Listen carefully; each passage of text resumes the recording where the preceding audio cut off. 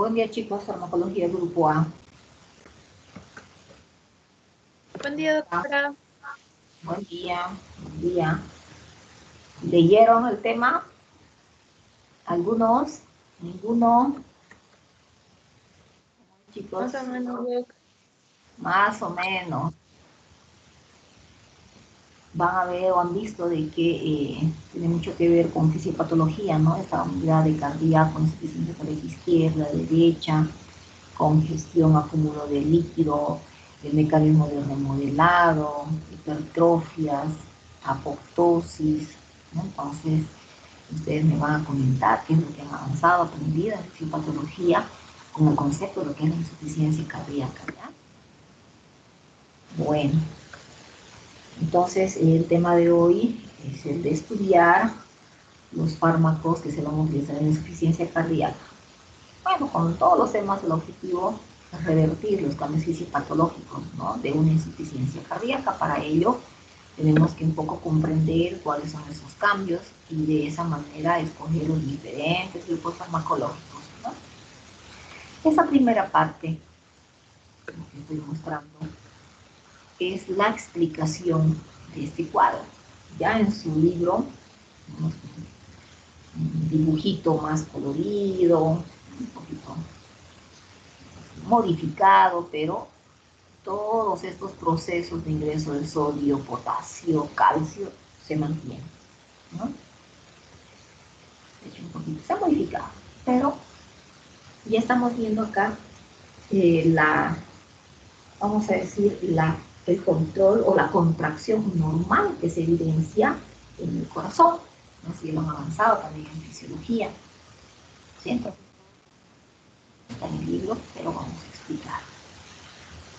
Vamos a recordar, ¿no?, cómo es que se produce la contracción del músculo cardíaco, para luego, miren ya la parte superior izquierda, comprender el proceso, el mecanismo de acción de este grupo de fármacos de los digitálicos sobre una insuficiencia cardíaca, ¿no es cierto? Bueno, acá estamos viendo, hoy incluso el día de ayer, veíamos que el ingreso de calcio o la interacción del calcio con el receptor se daba en diferentes tipos de canales, ¿no es cierto? Y uno de los más importantes eran los canales L. Y acá estamos viendo nuestro canal L. Bueno, resulta de que inicialmente puede existir, me dice, ¿no?, un ingreso de calcio en el citoplasma de esta célula miocárdica, ¿no? Acá ya vemos que la parte externa es el espacio extracelular, hay un ingreso de calcio a nivel citoplásmico y dependiendo de la cantidad de calcio que ingrese, ¿no?, entonces el retículo sarcoplásmico va a tener esa función de guardar o de almacenar, ¿sí?, de almacenar ese calcio. Porque resulta que como 4 hay una nueva edición, tenemos o equivale a lo que era el CERCA, ¿no?, el retículo endoplásmico sarcoplásmico, que está en relación con el ingreso de calcio. Entonces, tiene la función de guardar, almacenar el calcio que está de forma excedente, además de que este proceso también se desencadena a fin de disminuir en esta fase diastólica, ¿no? Fase diastólica igual a relajación. Pero también tenemos a otro receptor o otro intercambiador que está con el nombre de el receptor MCX. Y este receptor MCX es responsable del ingreso de 3 iones de sodio y la expulsión de calcio. Vamos a lo objetivo. Sale el calcio para regular la concentración de este mismo a nivel de citoplasma. Pero también tenemos que equilibrar la concentración de sodio. Por ello, existe otro receptor que es el que está relacionado con la sodio-potasio ATPase, ¿no? Entonces, este va a permitir el flujo del sodio y del potasio a fin de estabilizar estas concentraciones tanto de sodio y de calcio a nivel de citoplasma. ¿Sí? Bien. Ahora, una vez que el calcio se ha almacenado en este retículo sarcoplásmico, va a ser liberado de acuerdo a la necesidad ¿no?, del miocardio. Mayor necesidad, mayor liberación de calcio. ¿Ya? Este pudiese ser considerado este receptor que está en relación al ERI, que dice en su libro. ¿Sí? Bueno, entonces se libera el calcio, ¿no? Y este calcio me va a desencadenar esa interacción entre la actina igual a contracción, ¿no? Esta cómera a encogerse igual a sístole. ¿Sí? Sístole ventricular, salida del flujo cardíaco. Hasta acá es lo fisiológico, ¿no? Pero para aprovechar esta imagen con los digitálicos, vamos a ver que en una insuficiencia cardíaca existen cambios en esta sístole y la diástole. Ustedes ya saben tiempos y demás, con cierto manejo de volúmenes, y eso se está alterando en una insuficiencia cardíaca. Porque como concepto, ¿qué será insuficiencia cardíaca? ¿De quiénes van a participar ahora? Es el fallo de la bomba. La falla del corazón como bomba. Ya, falla de la bomba del corazón. Su compañera apellida Ibarra, doctora. Ibarra. Ya, le ganaron, creo que se entera. Bueno, entonces hay esa falla. Y si hablamos de falla, ¿cuáles son esas fallas? Aunque lo vamos a mencionar ya acá, ¿no? Esos mecanismos de compensación, pero a ver, vamos, escuchándolos a ustedes. ¿Qué me pueden decir? Háblenme de todo lo que es insuficiencia cardíaca, clasificación, repercusión, dónde puede dañar, qué mecanismos de compensación habrá, porque eso es lo importante para estudiar o dar ese enfoque farmacológico, ¿no? En esta materia. A ver, ¿qué implicará la insuficiencia cardíaca? ¿Quién va a participar? Doctora, ¿puedo volver a participar? Sí. ¿Cómo, doctora? Disculpe. Quería participar, ¿no es cierto? ¿Me da su apellido? Ibarra. Ya, Ibarra. Continúa entonces. Ya. Ya, doctora, cuando hablamos de una insuficiencia cardíaca, vamos a hablar del fallo de la bomba cardíaca, que se puede presentar en diferentes clasificaciones. Por ejemplo, podemos encontrar una insuficiencia cardíaca que puede ser diastólica, sistólica, puede ser una insuficiencia cardíaca derecha, izquierda, una congestiva, una que puede ser cor pulmonar. Cuando hablamos, por ejemplo, de la insuficiencia cardíaca sistólica, vamos a ver que hay una falla, una falla en lo que sería la contracción. Entonces, esto no va a permitir que el corazón se contraiga de una manera normal, lo cual va a reducir lo que sería la fracción de eyección, o sea, la expulsión de sangre, ese porcentaje de expulsión de sangre a través de la aorta.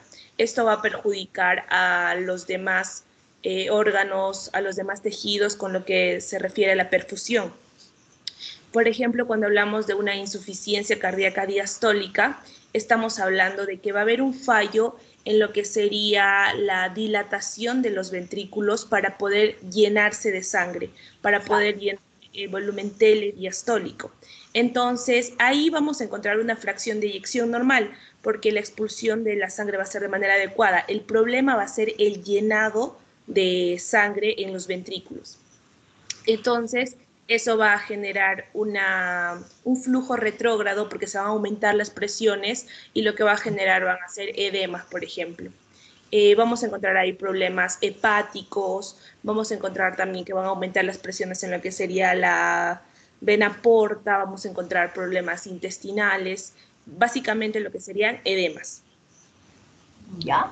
Entonces el edema o el reflujo o retrógrado inicialmente tiene que ser a nivel pulmonar, ¿no? Y como mecanismos de compensación ya se producen hipertrofias concéntricas, de eso vamos a ir hablando ahora.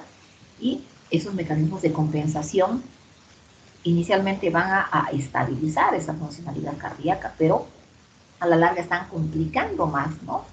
Porque están activando otros sistemas, ¿sí? Entonces, ¿qué modificación? Decíamos, para un poquito aprovechar esta diapositiva, como mecanismo de compensación podrá existir, me dice, un aumento de la frecuencia cardíaca, una taquicardia. Si bien se está produciendo un aumento de la frecuencia cardíaca y si hablamos del volumen que se está inyectando, no es el adecuado. Se ha cortado la sístole, obviamente también la diástole, entonces el flujo ha disminuido. Más bien lo que necesita el corazón es que se produzca una contractilidad adecuada, ¿no? Para que se comprenda, es que el corazón se contraiga, se exprima, es como cuando ustedes cierran el puño hasta el final y sale ese volumen adecuado de sangre. Y eso es lo que hacen los digitálicos.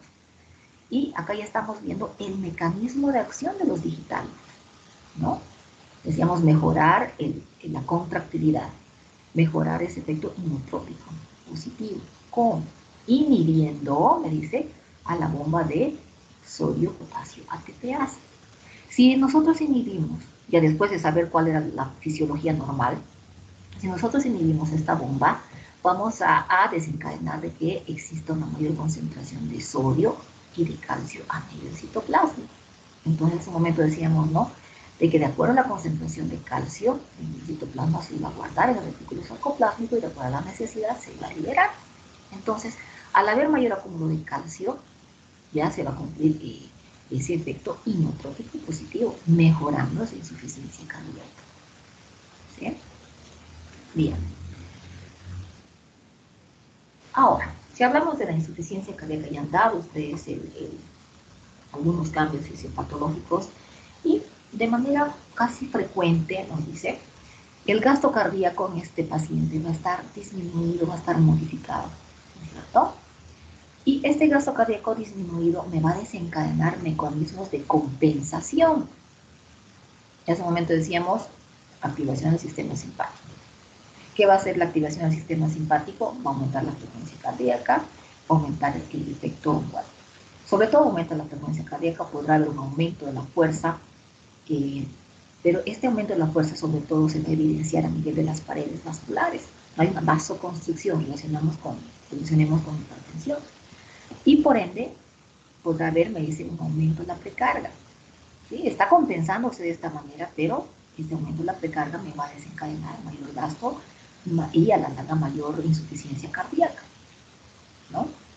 O también me dice, como mecanismo de compensación se produce esa activación, decíamos, del sistema neurohormonal, con activación del sistema de renina-angiotensina-aldosterona. ¿No? Entonces, ¿qué va a hacer este sistema de renina-angiotensina-aldosterona? Aumentar el volumen sanguíneo, ¿no? Aumentar el volumen, retener líquido. Cuando su compañera decía, bueno, podrá haber una retención, o yo decía también un reflujo, una repercusión retrógrada, edema pulmonar, edema de pedio, anasarca, citis. Entonces, esto va a desencadenar aumento del volumen y además estamos hablando de estimular el sistema de renina-angiotensina-aldosterona, porque decíamos inicialmente ha disminuido el flujo por el aumento de la frecuencia cardíaca. Esto es percibido a nivel renal, ¿no? Y riñón cómo reacciona a través de la liberación de esta hormona, pero desencadenando una vasoconstricción a nivel del eferente. Y esa vasoconstricción no solamente se va a desencadenar a nivel de los vasos eferentes del riñón, sino también a nivel periférico, a nivel cardíaco. Por eso es que nos está denotando también un aumento de la poscarga, ¿no? Aumento de la poscarga. ¿Qué es precarga y qué es poscarga, por ende? Precarga es la cantidad de sangre que llega al ventrículo durante el ciclo cardíaco y la poscarga es la fuerza de contracción ventricular miocárdica. Fuerza de contracción miocárdica, la poscarga es la resistencia, más bien la poscarga, ¿no? La resistencia que está ejerciendo, porque no, la aorta ante la salida, ¿sí? Ahí vamos, aumenta la poscarga. Decíamos, hay un aumento de la resistencia vascular. Ustedes, Hurtado, ¿no es cierto? Sí, doctora. Ya, entonces, recuerdan ustedes de fisiopatología, el ventrículo izquierdo tiene esa labor, función de aumentar el trabajo, nos dice, ¿no? Para estabilizar. Y este aumento del trabajo en el ventrículo izquierdo se traduce con un remodelado que se refiere a ¿qué? ¿Una hipertrofia? ¿Una hipertrofia, doctora? Le falta el apellido a eso. ¿Concéntrica? Concéntrica. ¿Quién dijo hipertrofia concéntrica? Flores Saray, doctora. Flores Saray. Eso, ¿no? Entonces, hay un remodelado de hipertrofia concéntrica. Eso sí lo puedo estudiar como una hipertrofia concéntrica. ¿Y qué ocurre en ese? ¿Cuál es el mecanismo fisiopatológico? El cambio celular que se está desencadenando en esa hipertrofia concéntrica. ¿Cómo están cambiando las células miocárdiacas?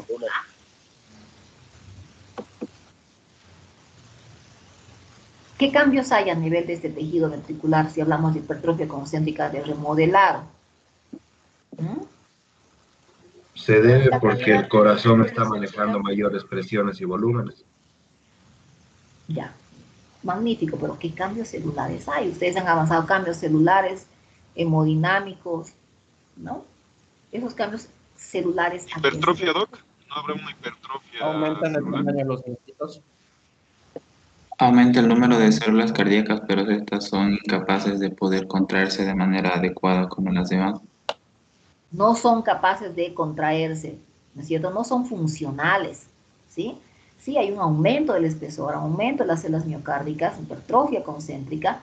Entonces, estas células del organismo, a fin de compensar de manera rápida hipertrofia, pero no se ha dado cuenta de que estas células no han seguido, vamos a decir, todo ese camino hasta madurar y adquirir esa contractilidad, ¿no es cierto? Pero están hipertrofiadas, han aumentado el espesor. Fisiopatológicamente o patológicamente existe también una disminución del ventrículo derecho, disminución de la acogida de ese volumen. ¿Ya? Volvemos acá. Si estas células no tienen esa capacidad de contracción, ¿qué va a pasar? ¿No? La apoptosis. Disminuye la poscarga. Se produce la apoptosis. Se desecha estas células. Mira, acá he dejado, esta sería mi célula miocárdica, que no tiene esa funcionalidad contráctil, por ende dice, no, se desecha la parte del citoplasma, rompiéndose la membrana celular, pero esto me va a desencadenar espacios, huecos, espacios en el espesor del hipertrofia concéntrica.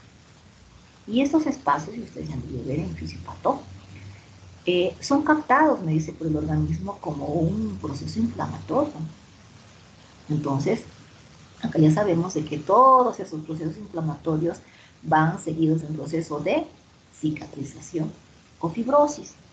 Entonces, esto se rellena con fibrosis. ¿Sí? Y hay menor posibilidad de que se realice una sístole adecuada. Se está sobrecargando, me dicen, las células restantes que están intactas. Con el remodelado. Todos esos cambios se producen de forma secundaria. La activación del sistema neurohormonal, ¿no? Y va complicándose la insuficiencia cardíaca. Claro, porque acá lo hemos visto de forma rápida, pero se estabiliza la patología, ¿no? Puede estar por cierto tiempo, solamente llegar a una insuficiencia cardíaca izquierda, ¿no? Podrá manejarse o presentarse un cierto tipo o grado de edema, ¿no? Con esos mecanismos de compensación, de ortopnea, pueden estabilizar al paciente, pero si esto va progresando, entonces va aumentando el gasto cardíaco, el volumen y la insuficiencia cardíaca derecha. Pero esos son los cambios que se desencadenan en una insuficiencia, ¿no? Entonces, por eso es que ya el caso nos recuerda, nos dice, una insuficiencia cardíaca puede afectar sobre el ventrículo izquierdo o inicialmente el ventrículo izquierdo, o el ventrículo derecho, o ambos. No hay clasificaciones, ¿sí? En el caso de una insuficiencia cardíaca derecha secundaria, A puede ser a la izquierda, o su compañera hablaba del hormonal, insuficiencia cardíaca derecha de forma directa, ¿no? Primario. Entonces, puede haber también una insuficiencia cardíaca con disfunción sistólica. No tiene el corazón esa capacidad de contractilidad, por ende, el gasto cardíaco estará disminuido. La fracción de eyección va a disminuir también por parámetros menores al 45%. Claro, no se puede contraer de forma adecuada. Además de que si hay una disfunción sistólica, hay una disfunción también en este inotropismo, en este exprimir, como les decía yo, ¿no? O también puede haber una insuficiencia cardíaca con disfunción diastólica. Diástole, que es relajación. ¿no? Hace un momento les decía, puede existir esa disfunción diastólica porque de forma secundaria a una hipertrofia concéntrica. Y si diástole es relajación, obviamente, esta patología, este tipo de insuficiencia cardíaca no va a obedecer, no va a responderme, es decir, no va a mejorar este tipo de insuficiencia a la administración de fármacos inotrópicos positivos, porque esos están desencadenando mayor contractilidad, pero una insuficiencia diastólica se está conservando, ¿no? O también, decimos, puede presentarse una insuficiencia cardíaca con gasto alto y con gasto bajo. Gasto alto, aumento del volumen, ¿no? Cuando el organismo se necesita de mayor dotación de flujo de oxigenación. Aumento en el metabolismo, por ejemplo, en el caso del hipertiroidismo, beriberi, anemia, ¿no? O si hablamos de, claro, si hablamos de anemias, hay diferentes tipos de anemia, pero a ver si estamos hablando de una anemia, por ejemplo, una paciente embarazada, ¿no? Ferropénica, como mecanismo de compensación hay una hemodilución, una retención de sodio y agua. Entonces, que me puede desencadenar una insuficiencia cardíaca, ¿sí?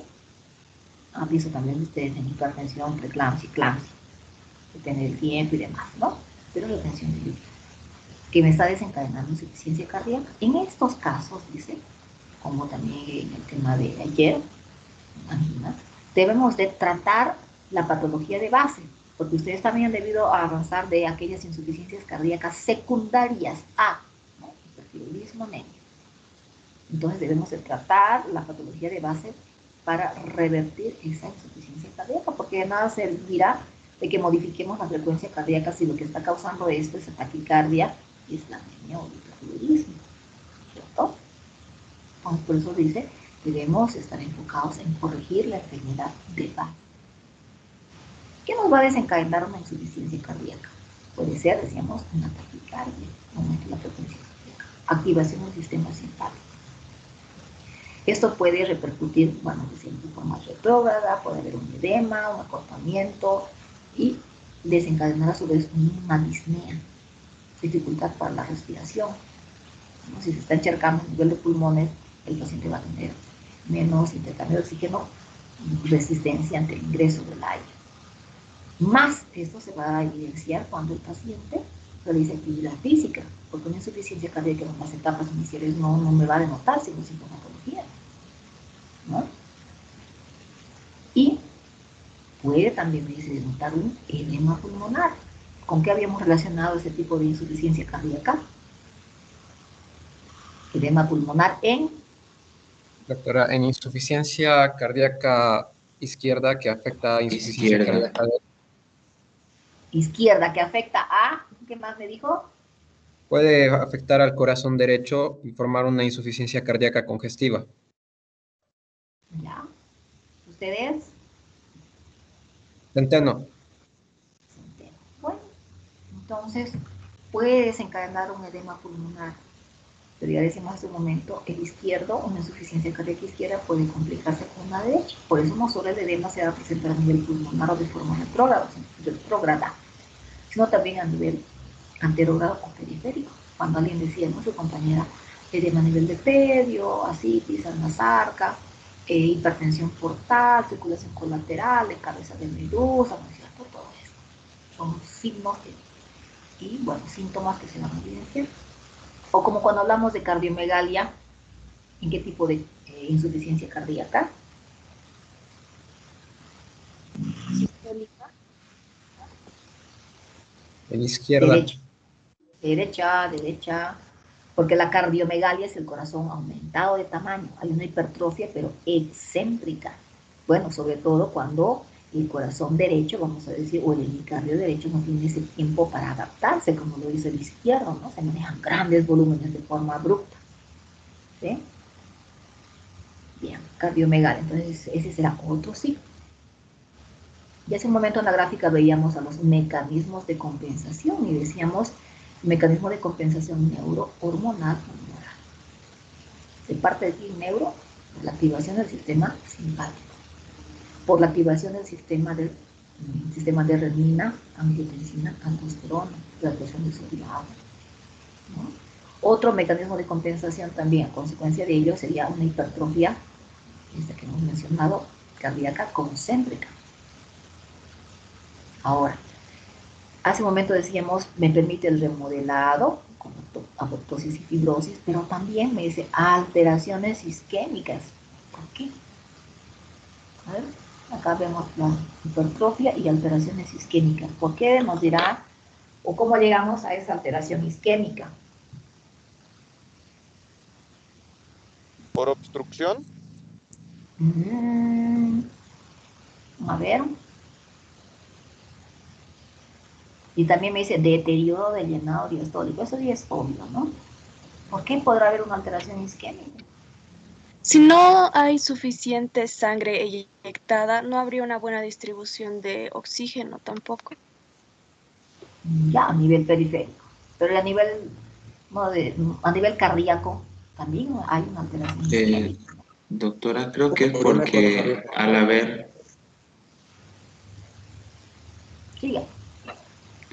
creo que al haber esa hipertrofia, el grosor del músculo ventricular va a aumentar. Entonces, por ende, las células musculares se irrigan de la propia sangre que se encuentra ahí en el ventrículo. Entonces, creo que las zonas más alejadas no llegarían a nutrirse de una manera adecuada.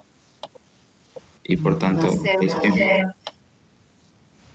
Y estamos, como Pero, dicen, ¿no? Doc, los mecanismos reguladores no permiten que haya sí o sí una perfusión a los órganos de irrigación terminal.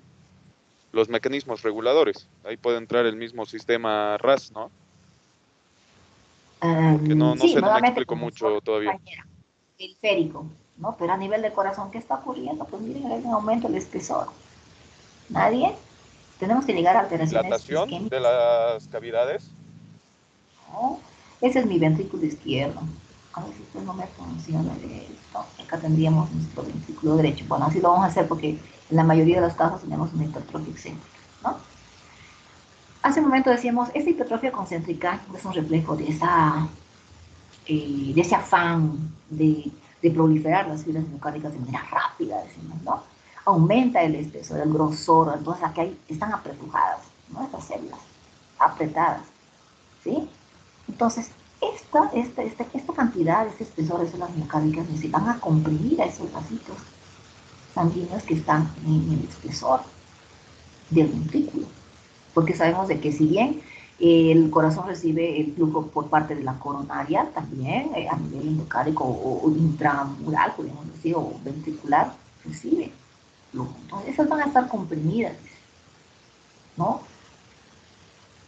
Si aumentamos la frecuencia cardíaca o la menor duración de la diástole, ¿no es cierto? Esto me va a llevar a que el corazón tampoco se irrigue y llegamos a alteración isquémica en corazón. Obviamente, si esta falla se está produciendo a nivel de corazón, no va a funcionar de la forma adecuada si es de diástole. Por ende, a nivel periférico, sí, el flujo sanguíneo va a estar muy disminuido, ¿no? Por eso es alteración isquémica en corazón, porque ustedes dijeron a nivel periférico está correcto. ¿Qué más va a existir? Hay un deterioro del llenado diastólico, ¿sí? Pues, ¿por qué? Porque no se va a relajar, diástole igual a relajación, hay una fibrosis. Aparte de que tenemos una disminución de este diámetro o de la cavidad ventricular izquierda, ¿cierto? Esos son los cambios fisiopatológicos que se observan en una insuficiencia cardíaca, perdón, en una hipertrofia cardíaca concéntrica izquierda. ¿Sí?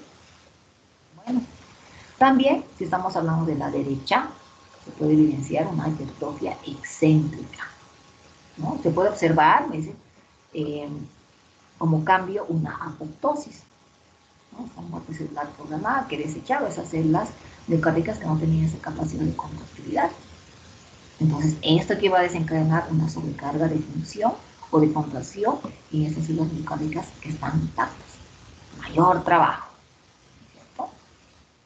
Bueno, y acá ya estamos un poquito recordando los conceptos de lo que es precarga, poscarga, que ya ustedes de manera correcta han mencionado. Pero bueno, decíamos precarga, ¿no? El llenado, el aurículo ventrículo. Por eso, el libro ya nos dice de que es una fuerza que va a distender el miocardio, que va a determinar la longitud máxima, elongación de la sarcómera de esas fibras antes de contraerse, preparación, ¿no? que normalmente vamos a ver de que esta relajación puede llegar hasta 15 milímetros de mercurio, ¿no? No es normal. Pero cuando hay un aumento en la precarga que me está denotando una insuficiencia cardíaca, entonces el deterioro por encima de 25 milímetros de mercurio. Entonces se está acumulando, ¿no? El volumen. Y ya nuevamente acá vamos a ver de que esto va a producir una congestión, primero a nivel retrógrado, a nivel pulmonar, precarga, entonces frenado, recepción de flujo sanguíneo, de sangre. Poscarga, alguien me dice la resistencia que se va a ofrecer al ventrículo izquierdo. Entonces es la resistencia contra la que el corazón debe vencer, bombear. Resistencia que puede presentarse a nivel de la aorta, o resistencia que se va a presentar a nivel periférico cuando hablamos de hipertensión arterial. Poscarga, resistencia, ¿no? Termina el trabajo del corazón.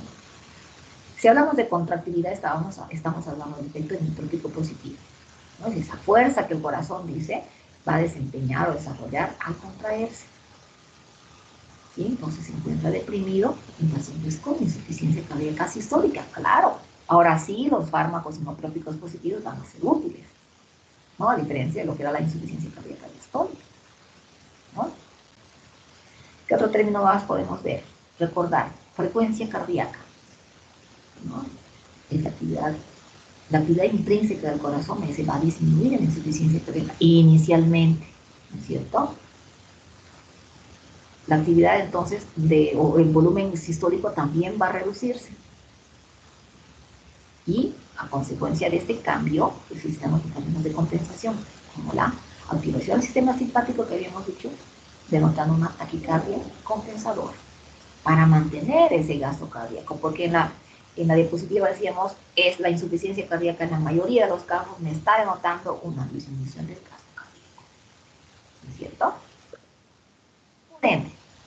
Ya recordando los cambios fisiopatológicos, una insuficiencia cardíaca que me están destinando a un cambio de la frecuencia cardíaca, taquicardia, activación del sistema simpático, activación del sistema de renin-angiotensina, aldosterona, no acúmulo de líquido. Entonces tenemos que revertir esos cambios fisiopatológicos, ¿sí?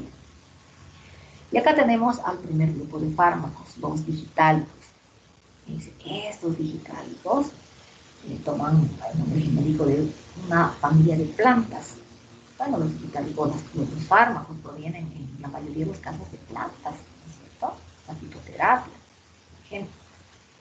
Claro que desde el punto de vista de la farmacología clínica, ya estas sustancias activas han sido dosificadas, ¿no? Entonces, los digitálicos provienen de estas plantas, ¿no? Que me van a desencadenar el origen de estos fármacos glucósidos cardíacos. Ya acá estamos viendo a nuestra digoxina, pero si ustedes ven otros libros, vamos a ver de que bueno, el libro también nos muestra un nuevo digitálico, ¿no? Y decíamos antes, teníamos de acuerdo a la toxicidad y a la eficacia a la guavaina o guavaina, digoxina y la digitoxina. Entonces, el que tenía una toxicidad, vamos a decir, intermedia y una eficacia intermedia, es la digoxina, ¿no? Porque aparte de ello, tenemos que tomar en cuenta, creo que ayer ya les dije en el tema de interacción farmacológica y medicina, la digoxina o los digitálicos tienen esa característica de presentar un margen estrecho de seguridad, ¿no? O vamos a ver de que este índice terapéutico varía. Ese será un índice terapéutico, puede ser de los fármacos que digamos, amoxicilina, ¿no? Paracetamol, que también puede desencadenar toxicidad. Tenemos diferentes dosis, ¿no? Ascendentes hasta antes de desencadenar el efecto tóxico. Pero eso no se da, dice, con la digoxina o los digitálicos, porque, bueno, si comprendemos el margen estrecho de seguridad, porque ante un cambio mínimo de la dosis, ya vamos a evidenciar ese efecto tóxico, ¿okay? Entonces, el que más se utiliza es la digoxina. Ahora, ¿qué más podemos analizar en relación a los digitales? Acá nos ponen en primer lugar, ¿no es cierto? Pero no es porque estos sean los fármacos de primera línea en el tratamiento de insuficiencia cardíaca, sino para abrir los ojos, tomar en cuenta de que esos son fármacos peligrosos, muy tóxicos. O también de que se tienen que utilizar después de agotar posiblemente los otros grupos farmacológicos que ya los hemos mencionado. Entonces, como ya los hemos mencionado en antihipertensivos, en anginas, estamos estudiando los nuevos. ¿Sí? Bueno, digoxina, entonces, como digital. Dentro de la farmacocinética, vamos a ver de que esta digoxina tiene una absorción de ese por vía oral dentro del 65 al 80%. Y los efectos por esta vía de administración van a aparecer, evidenciarse entre los 30 a 90 minutos. Obviamente, por vía intravenosa se evidenciarán en menos tiempo, de 5 a 10 minutos. Y el efecto máximo de duración será de 30 a 60 minutos. Depende de la necesidad, ¿no?, del uso de estos fármacos, de cómo está presentándose el paciente. Ustedes ya han visto en cierta patología diferentes clasificaciones en insuficiencia cardíaca de acuerdo a la manifestación clínica en relación a la actividad física, ¿no es cierto? Y estos digitálicos, si bien van a desencadenarme, ¿qué tipo de acción decíamos? ¿Cuál era el mecanismo de acción de los digitálicos? Aumentar la frecuencia. ¿Será? No, no. Aumenta la contractibilidad. Aumenta la contractilidad. ¿Cómo? No. En la primera imagen. Inhibiendo la bomba de sodio. Sodio, solo sodio. Sodio, potasio, TPA. Calcio. Exacto, sodio, potasio, ATPase. Hasta aquí voy a anotar los que han participado. Me quedé en Centeno. Ibarra, Hurtado, Flores, Araí, Centeno. ¿Quiénes más han participado? Velarde, doctor. Velarde. ¿Alguien más?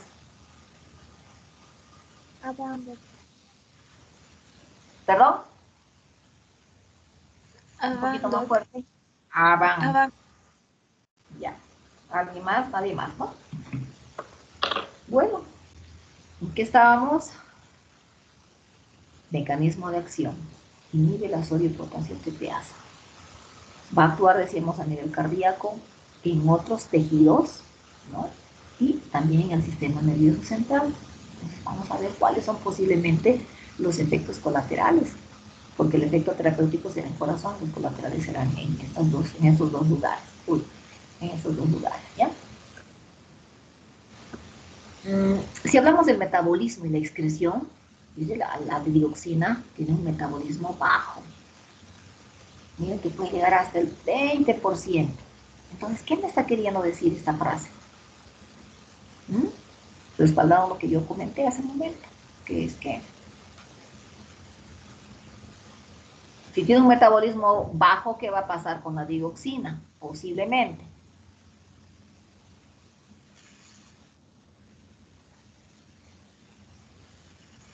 Va a mantenerse en la circulación.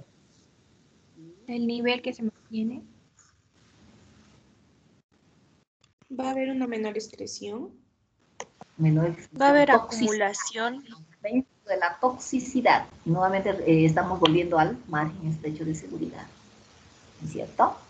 Muy bien. ¿Quién dijo lo primero, su compañero? ¿Qué apellido de su compañero? El primero. Velarde, doctor. Velarde. Bueno. Y la excreción renal va a ser un 66% sin cambio, de forma activa, entonces se excretando. Y acá ya estamos viendo los efectos de la digoxina. Dice, la digoxina va a presentar efectos mecánicos y efectos eléctricos. ¿Ya? Eléctricos. Si hablamos de efectos mecánicos, movimiento, ¿no? Por ende, los glucósidos, los digitálicos, la digoxina va a aumentar la contracción, va a aumentar la concentración de calcio, incrementando lo que es, o interactuando lo que es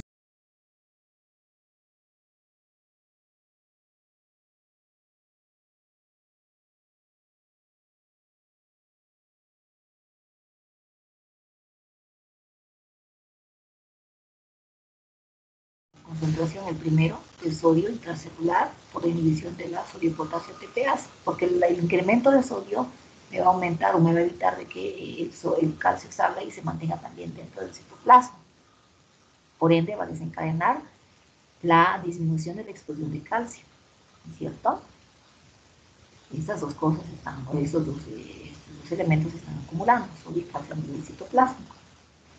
Entonces, esa cantidad de calcio que se estaba acumulando en el citoplasma se están ubicando, si es un calcio, estamos hablando de esto. Decíamos, se inhibe esta parte, sodio-potasio TPase, queda el sodio, queda el calcio, y aumenta la concentración de calcio en el citoplásmico. ¿Y qué hace el retículo sarcoplásmico? Lo absorbe, lo guarda, lo almacena, decíamos, ¿no? A través de la participación del cerca. ¿Sí? A eso. Ustedes guarden. Y continuamos. Entonces, decíamos, el exceso de calcio es captado por el cerca en el retículo sarcoplástico, en la membrana del retículo sarcoplástico, para después liberarlo de acuerdo a la necesidad, ¿no es cierto? Acá la necesidad en la insuficiencia cardíaca es desencadenar ese efecto inotrópico positivo. Por ende, se va a desencadenar un aumento de la fuerza de contracción. No me vaya nunca a confundir este efecto inotrópico positivo, que es el aumento de la fuerza de contracción, con la frecuencia cardíaca, ¿ya? Va a haber entonces un aumento de la fuerza contráctil y un aumento del volumen minuto, porque decíamos, la insuficiencia cardíaca se presenta en la mayoría de los casos con la disminución del gasto cardíaco, ¿no? Acá estamos mejorando, aumentando el volumen minuto. Entonces no va a haber necesidad de que se produzca la taquicardia compensadora. Por eso me dice disminuyendo la frecuencia cardíaca, mejorando los signos de congestión pulmonar, porque decíamos que una repercusión retrógrada inicial a nivel pulmonar, y a nivel pulmonar que me desencadenaba disnea, ¿no? Va a revertirse también la hipoperfusión tisular. Claro, si no hay esa buena perfusión a nivel local, peor a nivel periférico, claro.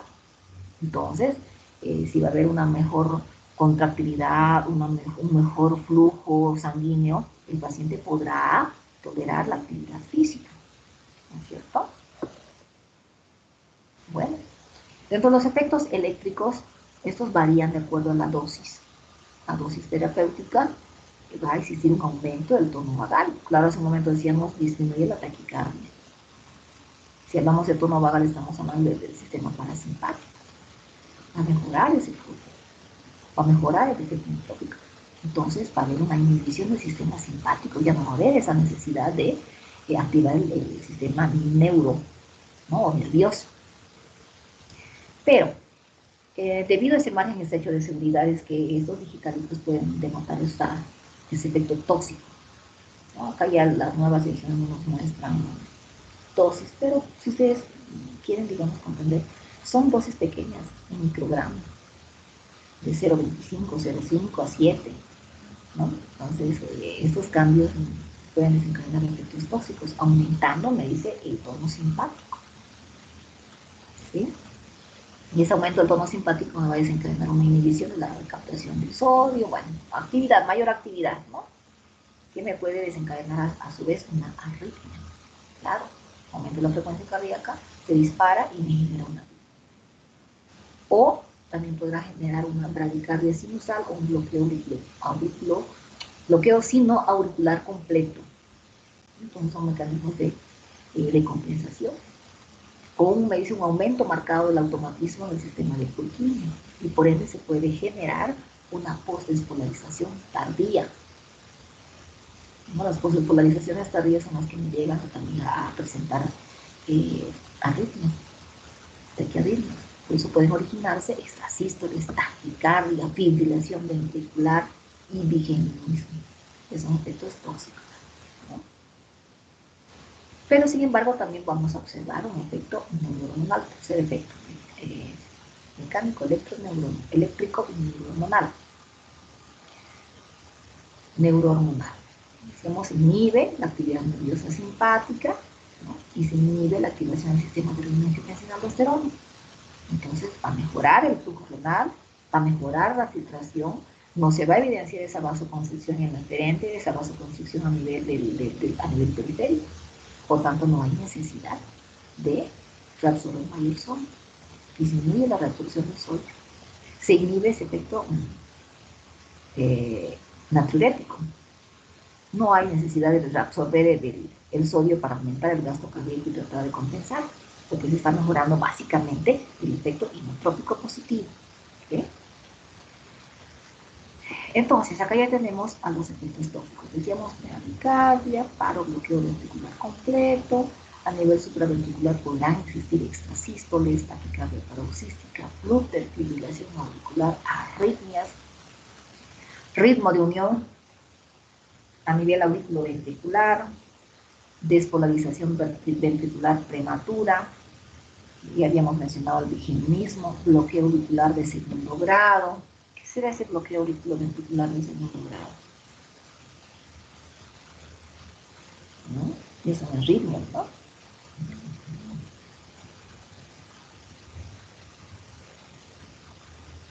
Hay una falta, me dice de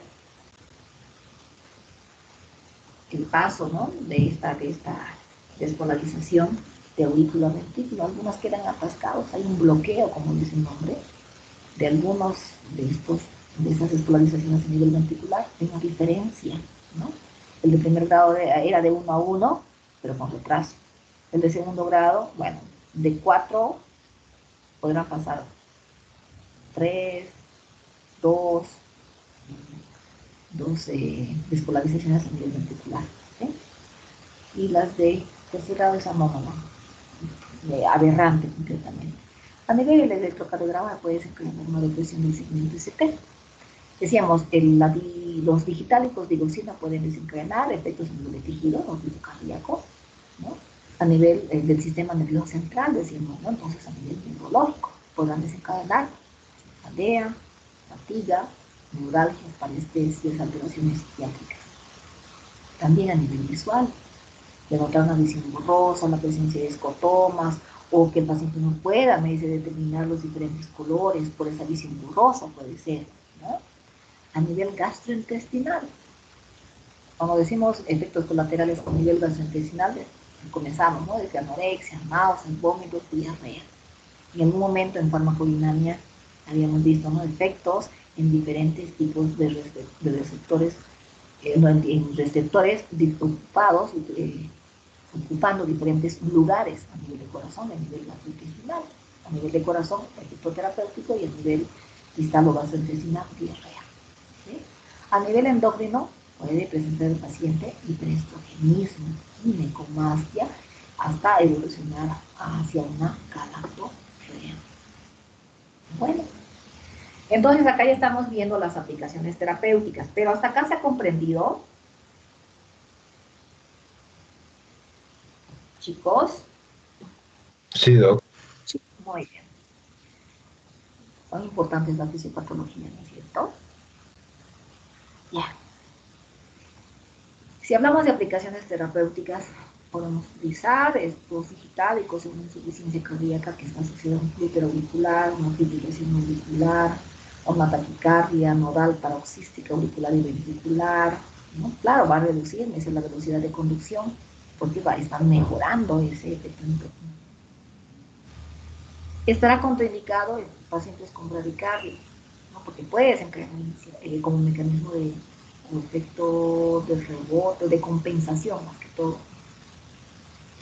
O estará contraindicado en enfermedad del nodo del seno o en el bloqueo auriculoventricular de segundo o tercer grado, en una cardiomiopatía hipertrófica, en un síndrome de Wolff-Parkinson-White, que es un tipo de arritmia, así es lo que me denota ese mecanismo de reentrada, o una fibrilación auricular, o una estenosis aórtica hipertrófica o aórtica grave. No se va a poder, incluso con el efecto inotrópico positivo, no se va a poder llegar a compensar ese flujo de eyección. Bueno, entonces, digitálicos que van a presentar un efecto inotrópico positivo. Ahora acá ya tenemos a otros fármacos que tienen ese mismo efecto inotrópico positivo, ¿no? O creo que nos está como otros fármacos inotrópicos positivos. Tenemos al grupo de las bipiridinas, y en ese está dentro de este grupo la amrinona y el rinona. La amrinona también se conoce con el nombre de inamrinona, que van a ser ¿Qué van a hacer estos fármacos como mecanismo de acción? Van a inhibir a la fosfoliesterasa 3, ¿no es cierto? Entonces, ¿qué estarán desencadenando?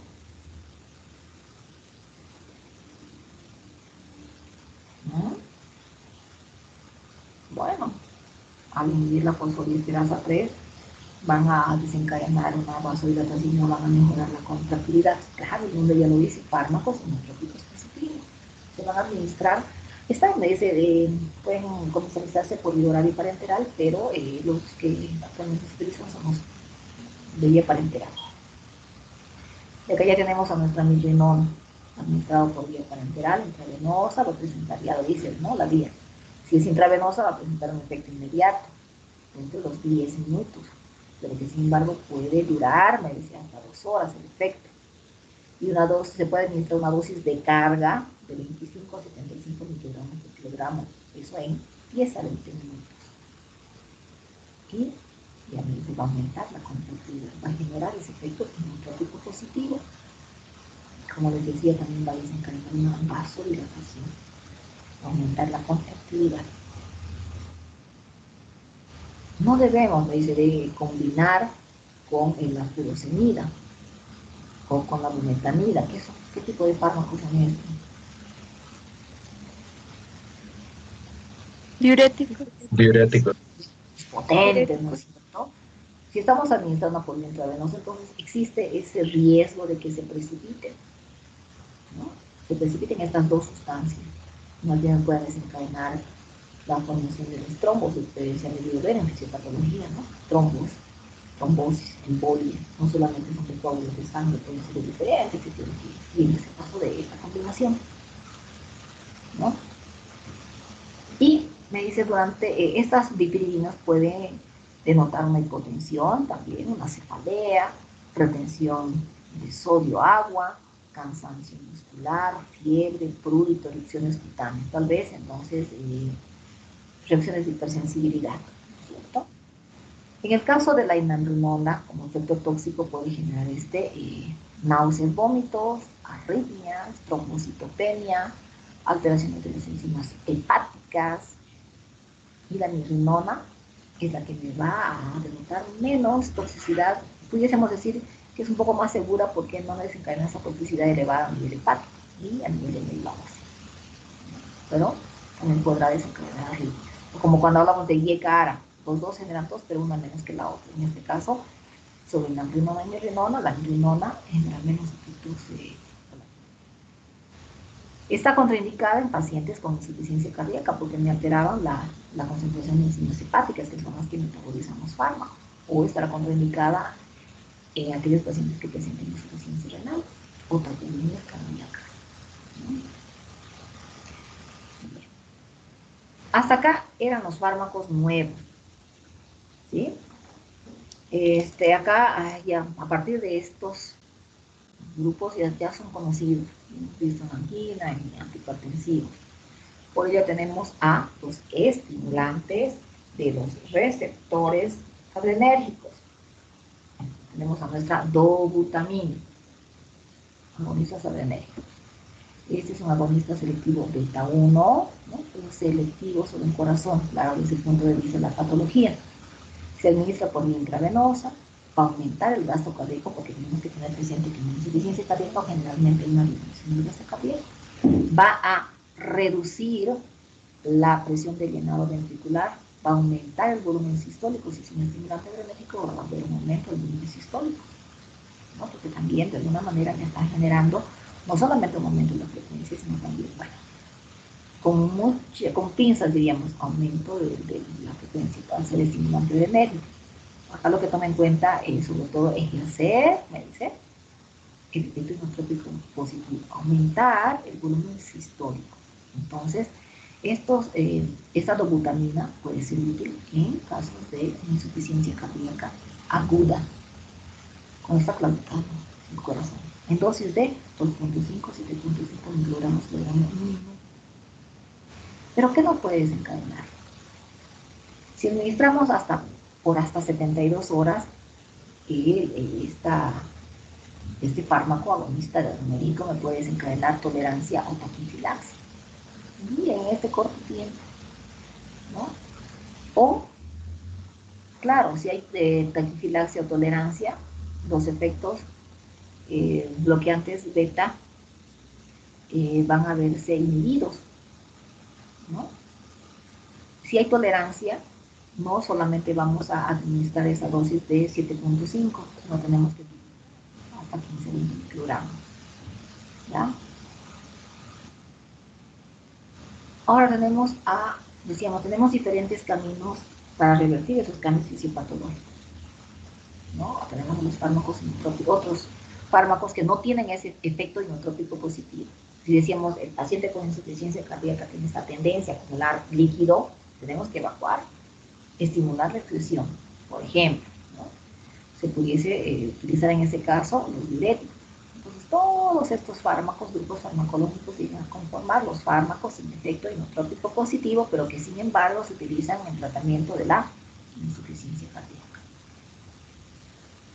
Y son considerados fármacos de primera línea en el caso de un tratamiento de insuficiencia cardíaca crónica.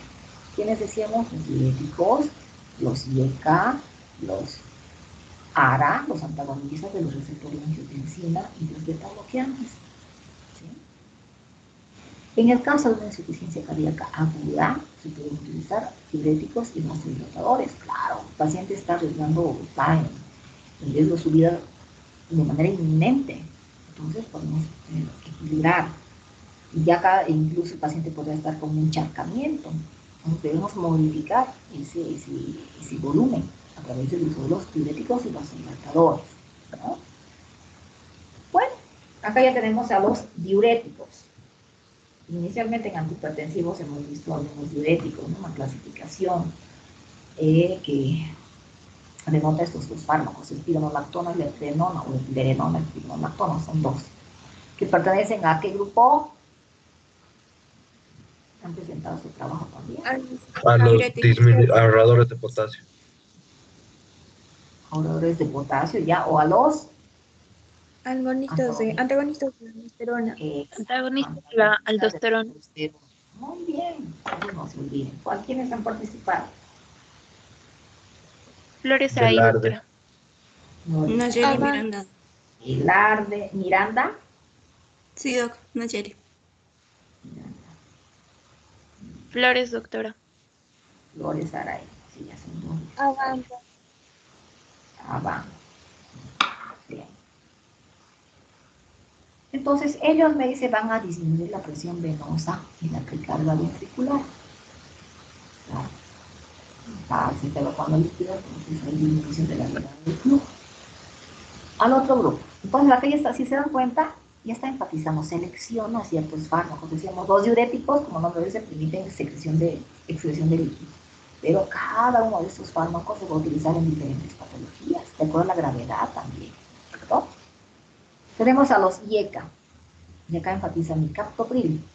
Claro, en el mismo ustedes pueden complementar ahí nuevos fármacos, como en el anterior tema, habrán fármacos que están en estudio, otros que son nuevos, se están probando, y algunos que todavía no se han aceptado, no se han comercializado en Estados Unidos, en otros lugares sí, ¿no? Entonces, al que se usa con mayor frecuencia, captopril, IECA, inhibidor de enzima convertidora de angiotensina, evita la sobrecarga, pero además me dice disminuir la resistencia vascular periférica, porque una insuficiencia cardíaca decíamos vasoconstricción renal, pero también a nivel periférico, y eso se está inhibiendo porque no va a haber necesidad de reabsorber sobre el agua.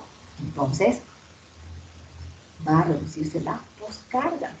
Ya habíamos visto que una insuficiencia cardíaca aumentaba, no solamente la poscarga, sino también la precarga. ¿Sí? Entonces hay otros efectos de los IECA.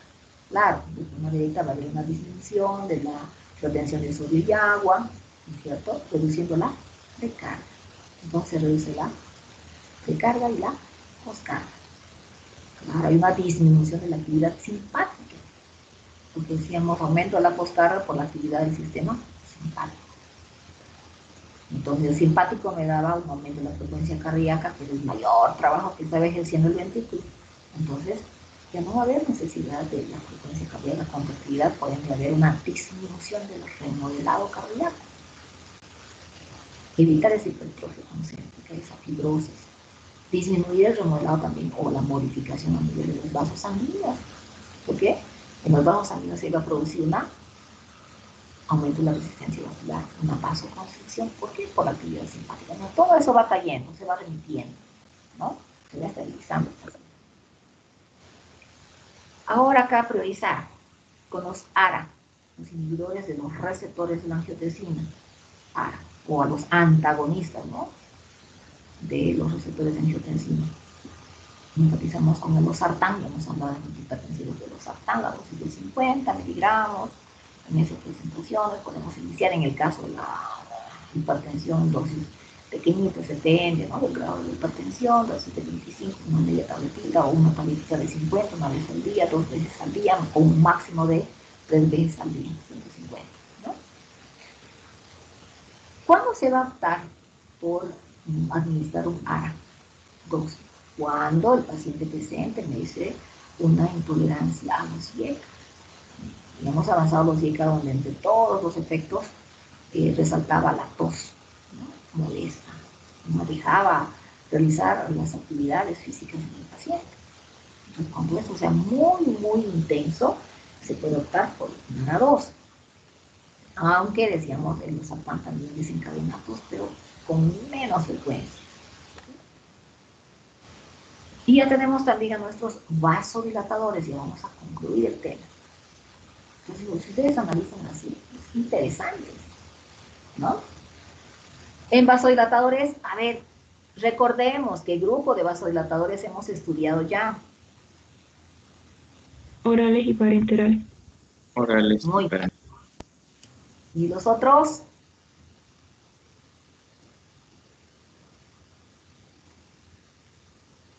Ni angina. Nitratos. Muy bien. 3 personas. ¿Quiénes son? Belis. ¿Perdón? Belis. Belis. ¿Ya? Abandoc. Va. ¿Qué más? Hurtado, doctora. Hurtado. ¿Dónde están mis otros muchachos, muchachas? Bueno, por eso le avanzo. Estoy escuchando. Vamos avanzando. Entonces, acá ya se está priorizando, dicen, ¿no? Tenemos vasodilatadores, pero pertenecen a diferentes grupos, nitratos y vasodilatadores orales, ¿sí? Duralacina y dinitrato disulfuril. ¿Qué van a hacer esto? Si van a vasodilatar, van a disminuir la precarga, van a desencadenar una venodilatación, decimos estas venas tienen mayor capacidad de almacenar y modifican la precarga, ¿no? Se quedan con cierta cantidad de líquidos y se evita ese llenado abrupto en la precarga de llegada de sangre al corazón derecho. Va a disminuir también, miren, la postcarga, porque bueno, habrá que ver, ¿no? Desde el punto de vista de nitrato disulfuril hay vasodilatación, pero habría que ver en los vasodilatadores los otros, porque tienen un efecto en arteria solo o en arterias y venas, pero sin embargo pueden modificar, disminuir también la postcarga, ¿no? Porque postcarga era resistencia, entonces van a dilatar las arterias y van a evitar esa resistencia. Entonces no va a haber necesidad también de remodelar, por eso va a haber una disminución de la remodelación cardíaca, ¿no? También van a actuar sobre lo que es el espectro natriurético cerebral, tenemos A, B y C, ¿no es cierto? Y en este caso tenemos a un fármaco, un sintético, la mesilipida. ¿Sí? Entonces ella ya es específica porque ya hemos estudiado la hidralacina de la triazolida, entonces vemos de que la mesilipida va a tener una vida media corta de 18 minutos cuando se administra por intravenoso. Que va a desencadenar un aumento de molestia, le decimos vasodilatación. ¿Por qué? Porque puede aumentar las concentraciones de GMP cíclico, ¿no? Hemos asociado toda esa escala. Aumento del AMP cíclico, aumento del GMP cíclico, liberación de óxido nítrico, por ende, puede haber una reducción del tono venoso, una reducción de la resistencia a nivel de las arterias. ¿Sí? Puede causar también, de alguna manera, diuresis. Pero al ser vasodilatador, también puede generar una hipotensión excesiva. Ese es el efecto colateral, ¿no es cierto? Hipotensión ortostática, hipotensión excesiva, que si están así, puede estar incluso el paciente llegar a la bien. Entonces estamos en el que es un repaso, ¿no es cierto? Acá tenemos a los bloqueadores de los receptores adrenérgicos. Tenemos nuestro beta adrenérgico, isoprolol, carvedilol, ya lo conocemos, al carvedilol, metoprolol, también prioriza, nebivolol, van a reducir la mortalidad en pacientes con insuficiencia cardíaca severa, aguda, crónica, severa. ¿Por qué? Porque van a disminuir la apoptosis. ¿Por qué van a disminuir la apoptosis? Perdón. Porque van a disminuir la sobrecarga a nivel ventricular, ¿no? La apoptosis se producía retrocediendo, ¿no? Por la hipertrofia concéntrica, porque hay un mayor esfuerzo, actividad física, trabajo por parte del miocardio, que era igual a taquicardia. ¿Qué se está haciendo? Se está bloqueando, ¿no? Entonces hay una disminución no solamente de la apoptosis, sino también del remodelado, una disminución de la frecuencia cardíaca. Esa es la fisiopatología. No de acción. Ya terminando, hemos visto de que existen grupos, diferentes grupos de fármacos que se utilizan en el tratamiento de la insuficiencia cardíaca. Bueno, vemos el tratamiento farmacológico, ahora pues el farmacológico, el quirúrgico, ¿no? Entonces hemos visto que se pueden utilizar los diuréticos, los antagonistas de los receptores de la aldosterona, ¿no? La terenona, esteronolactona, los ahorradores de potasio, los IECA, los inhibidores de enzima convertida a angiotensina, los beta-bloqueantes, los bloqueadores, los receptores de angiotensina o los ARA2, los glucósidos cardíacos. ¿Quiénes eran los glucósidos cardíacos? A ver quién me va a responder. Los digitálicos, doc. Digitálicos. ¿Quiénes son los digitálicos? Digitálicos, doc. ¿Quiénes? La digoxina. La digoxina. ¿Quién más? Idea, en el libro hay uno nuevo. La riboxima y la guabaína. La guabaina. ¿Ya? Hay otro que nos menciona, ¿no? El marinobufagenin. Pero los más conocidos son digoxina, guabaina, digitoxina. Más tóxico la digitoxina. Bueno, estos son los glucósidos cardíacos. ¿A quién tengo que anotar? De forma completa. Ticona. Que no haya participado. ¿Quién más? Un muchacho creo que Zambrano Valenzuela, doc. Pérez, doc. Zambrano Valenzuela. Pérez. ¿Hay solo un Pérez? No sé si dice aquí que son 3 Pérez, 4 Pérez. Hay uno. Ah, ya, muy bien. Entonces tenemos a los glucósidos cardíacos, a los vasodilatadores. A ver, recapitulando, ¿qué vasodilatadores? ¿Quién más quiere participar? ¿En quiénes hemos dado más énfasis? ¿Qué fármacos? Decíamos, pertenecen a diferentes grupos. ¿Quiénes eran estos? Los venosos. No, las arteriales, perdón. No, pero aquí nos hemos utilizado. La hidralacina y el dinitrato de isosorbide. Exacto, ellos, ¿no? Ustedes. Miranda Nayeli, doc. Miranda Nayeli. Y eso ya han presentado en su trabajo. O nos dicen los agonistas beta como la dopamina, la dobutamina, ¿no? Las dipiridinas. ¿Quiénes son las dipiridinas? A ver.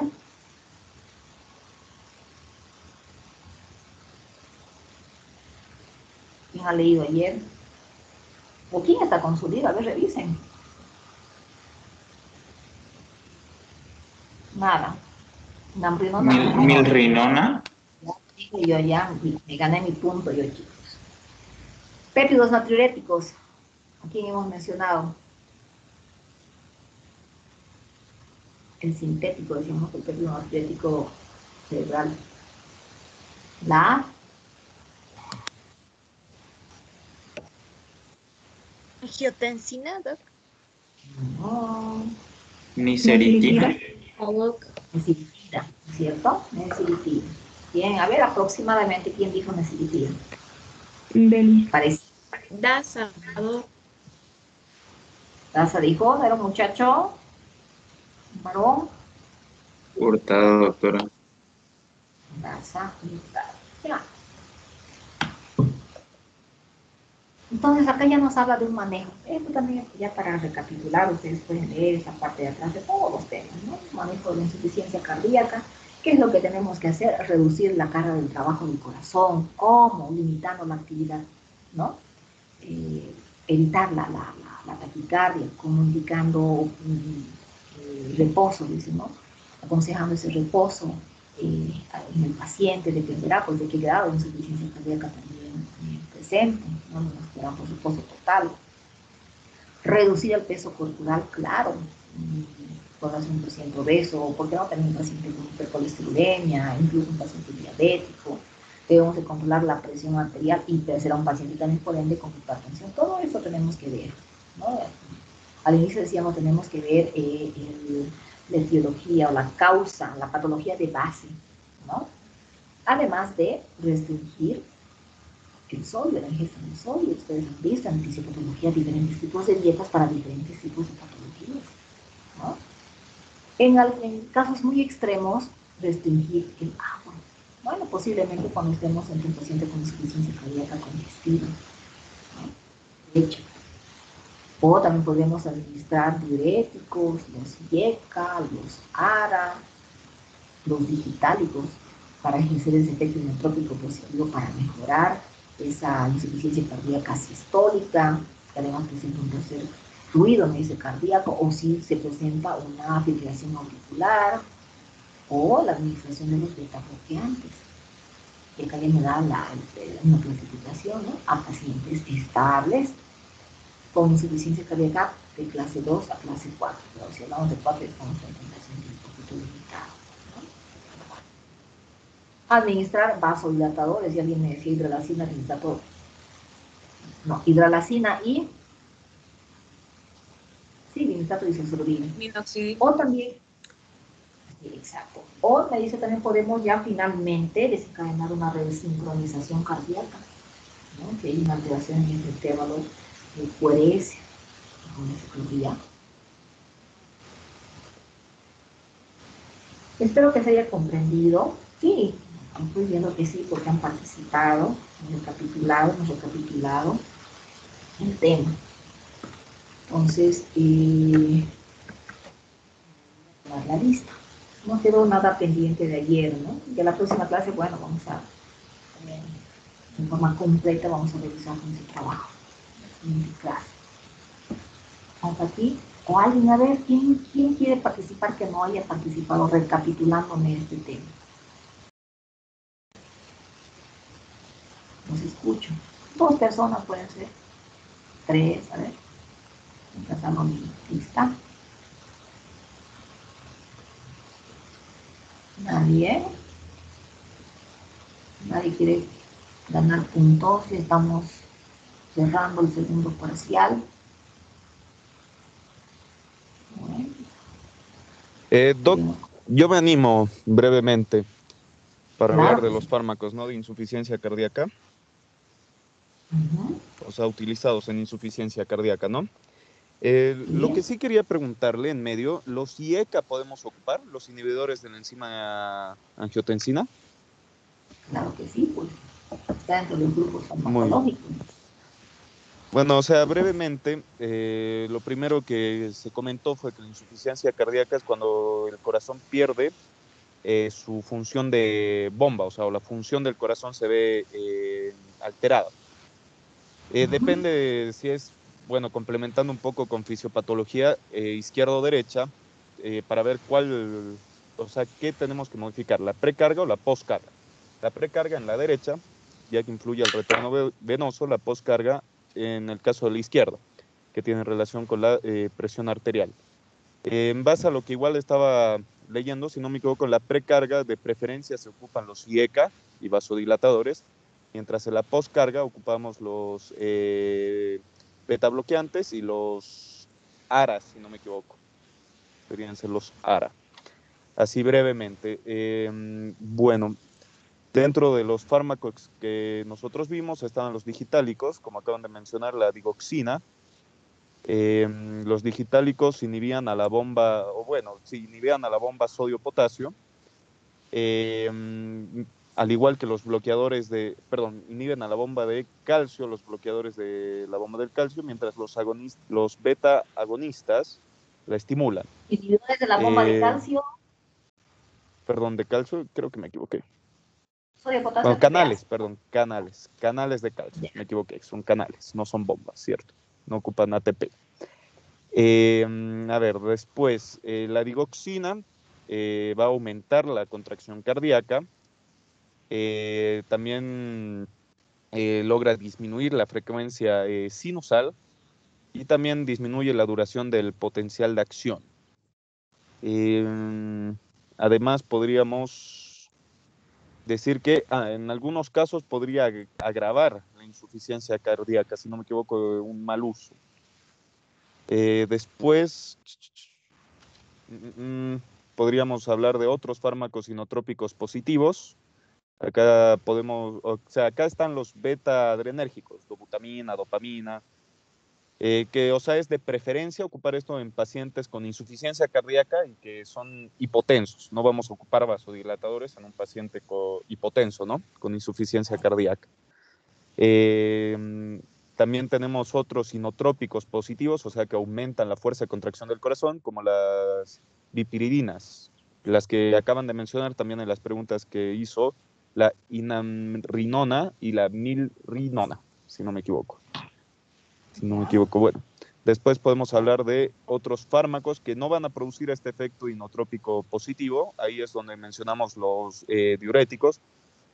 Dentro de los tres que más se comentaron, los tiazídicos, que son natriuréticos. Después los diuréticos de asa, que estos, bueno, para no ser redundante, me gustaría resaltar que los AINES pueden ser antagonistas de estos. Finalmente, los ahorradores de potasio, como ¿Antagonistas de quién? AINES, la diuresis, perdón. Por eso, antiinflamatorios, bueno. pero antagonizan la diuresis. Por eso, pequeña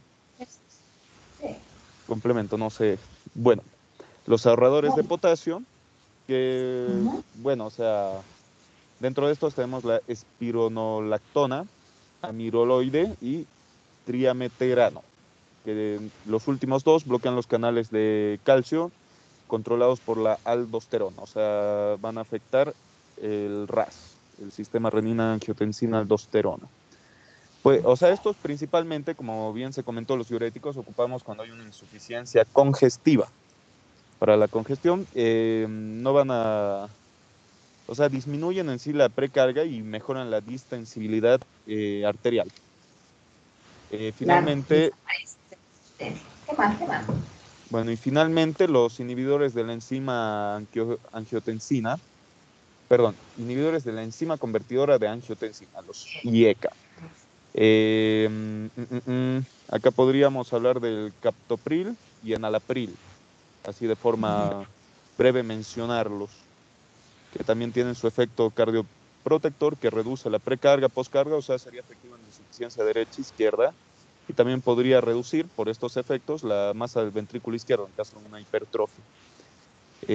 Bueno, también reduciría la estimulación simpática y eso sin entrar en mayor detalle. Sí. Muy bien. Ya, finalmente también podríamos hablar de los ARA, para no saltarme los que también los mencionó, ¿no? Los antagonistas de los receptores de la angiotensina 2. Acá el libro.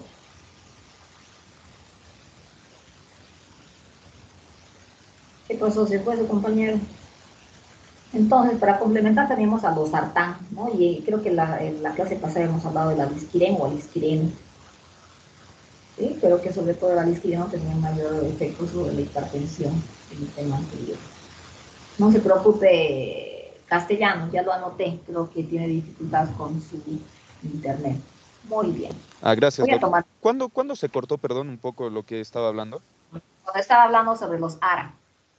Ah, Lozara, sí, el Losartán era el que le mencioné que ahí me complementó, entonces supuse que ahí se cortó. Muchas gracias, Doc. No, ustedes. Bueno, entonces vamos con la lista, chicos. Abán, Presente, doc. Sebo, Presente, doctora. Bote, muy bien. Algo presente, doc. Bien. Arnés, Presente, doc. Araya, Presente, doc. Parral, presente, doc. ya, Barriga, Bilbao, Presente, doc. Llanusuka, Daza, Presente, doc. bien. Encinas, Fernando, Doctora, ¿se me escuchó? bien, sí, sí. Ferreira, Freddy,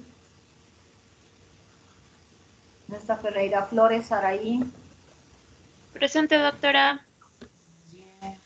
Flores, Carolina, Presente, doctora. Oa, Presente, doctora. Caray, Presente, doctora. Gómez, Presente. Gutiérrez, Dani, Presente, doctora. Gutiérrez, Alejandra, Presente, doctora. Gutiérrez, Eddie, Presente, doctora. José, Carla, Presente. bien, bien. Guaita, Presente, Fran, doctora. Presente. bien. Hurtado, ¿está bien? Hurtado, Presente, doctora. bien. Garra, Presente, doctora. yo, Andrea, bien. Loaiza, Ludwig, ¿dónde está? López, Isabel, López, presente, doc. Luján, Luján, presente, doc. Giovanna, Presente. ¿dónde se ahora sí. Miranda, Nayeli, Presente, doc. Miranda, Francisco, Presente, doctora.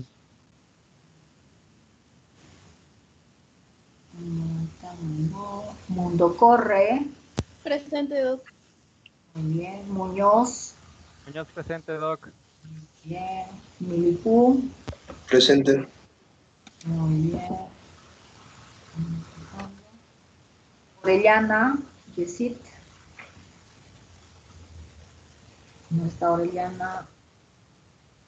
Ortuño, Natalie, Ortuño, presente, doc. Andrés, Marco, presente, doctora. muy bien.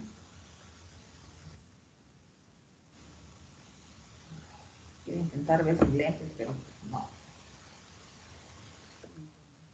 Pérez, Marco, Pérez, presente, doc. bien. Pizarro, Almendra, Presente, doctora. Presente. ya. Rivera, Javier, Presente, doc. Riva Gardenia, Presente, doctora. muy bien. Rocabado, Laura, Presente, doc. Sánchez, Marisol, Presente, doctora. Ona, Sharon, Presente, doc. Torrejón, Sarita, Torrejón, presente, doctora. Torrico, Diego, Torrico, presente, doctora. Vaca Flores, Francesca, Presente, doc. Presente, doctora. Brenda, Presente, doctora. Pilar, Velarde, bien. presente, doc. Carmen, Presente, doctora. Jimena, Presente, doctora. Zambrano, Sharon, Presente, doctora. Zambrano, Zamorano, presente, doc. Zamorano, ya, presente. Zambrano, sí, Zambrano, Sharon fue la que participó, ¿no? Valenzuela. Ahora estamos Sí, con doctora. Zamora también. Centeno, Presente, doctora. muy bien.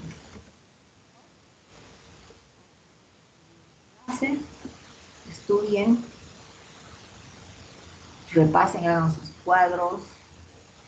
No sé en qué grupo me decían que habían enviado su trabajo los dos en uno, que era muy largo, entonces se pidió un cuadro, ¿sí? Para que ustedes eviten estar leyendo todos los capítulos. Pero bueno, ustedes dicen cómo estudian, ustedes saben, chicos. Hasta la próxima clase, entonces, cuídense.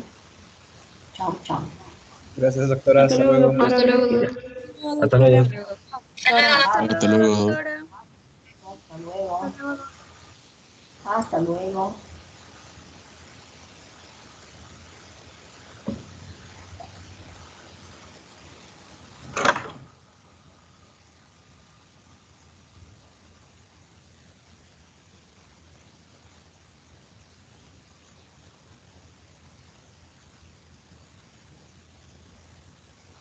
Me quedé solo con Márquez. ¿Está por ahí Márquez? No, no está por ahí.